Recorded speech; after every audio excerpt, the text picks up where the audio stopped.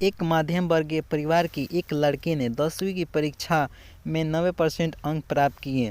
पिता ने मार्कशीट देखकर खुशी खुशी अपनी बीबी से कहा कि बना लीजिए मीठा दलिया।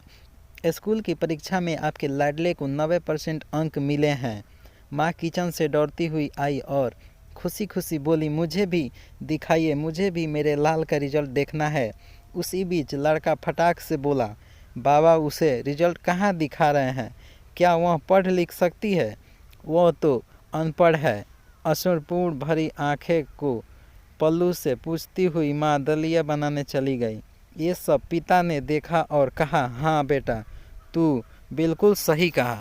जब हमारी शादी हुई तो 3 महीने के अंदर ही तुम्हारी माँ गर्भवती हो गई। मैंने सोचा शादी के बाद ही कहीं घूमने नहीं गए, एक दूसरे को ठीक से समझे भी नहीं। चलो इस बार अवश्य करवाकर आगे सांस लेते हैं। लेकिन तुम्हारी माँ ने जोर देकर कहा, नहीं घूमना फिरना और आपस में समझना, यह सब कुछ बाद में। फिर तेरा जन्म हुआ। वो अनपढ़ थी ना, जब तू गर्भ में था तो उसे दूध बिल्कुल पसंद नहीं था। उसने तुझे स्वस्थ बनाने के लिए हर दिन 9 महीने तक दूध पिलाया, क्योंकि वो अनपढ़ थी ना। तुझे सुबह 7 बजे से स्कूल जाना रहता था, इसलिए सुबह 5 बजे उठकर तेरा मनपसंद नाश्ता और डिब्बा बनाती थी, क्योंकि वो अनपढ़ थी ना। जब तू रात में पढ़ते पढ़ते सो जाते थे तो वह आकर तुम्हारी कॉपी और किताब बस्ते में भरकर तुम्हें बिस्तर पर सुलाती थी और उसके बाद ही सोती थी, और रात में बार बार जागकर तुम्हें ओढ़नी से ढकती थी, क्योंकि वो अनपढ़ थी ना। बचपन में तुम ज़्यादातर समय बीमार रहते थे, तब वो रात रात भर जाग कर भी सुबह जल्दी उठती और काम पर लग जाती थी, क्योंकि बेटा वो अनपढ़ थी ना।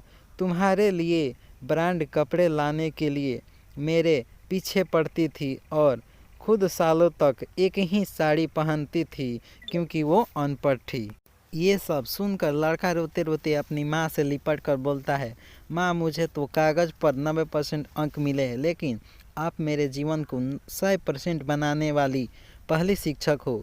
माँ, मैं आज भी अशिक्षित हूँ और आपके पास पीएचडी के ऊपर भी उच्च डिग्री है, क्योंकि आज मैं अपनी माँ के अंदर छुपे हुए डॉक्टर, शिक्षक, वकील, ड्रेस डिज़ाइनर, बेस्ट कुक, इन सभी के दर्शन कर लिए। माँ मुझे क्षमा कर दीजिए। बेटा, जो आपकी नज़र में पढ़े लिखे लोग हैं ना, वो सब पहले अपना स्वार्थ और अपना मतलब देखते हैं, लेकिन आपकी माँ ने आज तक कभी नहीं देखा, क्योंकि अनपढ़ है ना। वो खाना बनाकर और हमें परोस कर कभी कभी खुद खाना ही भूल जाती थी। इसलिए है गर्व से कहता हूँ, तुम्हारी माँ अनपढ़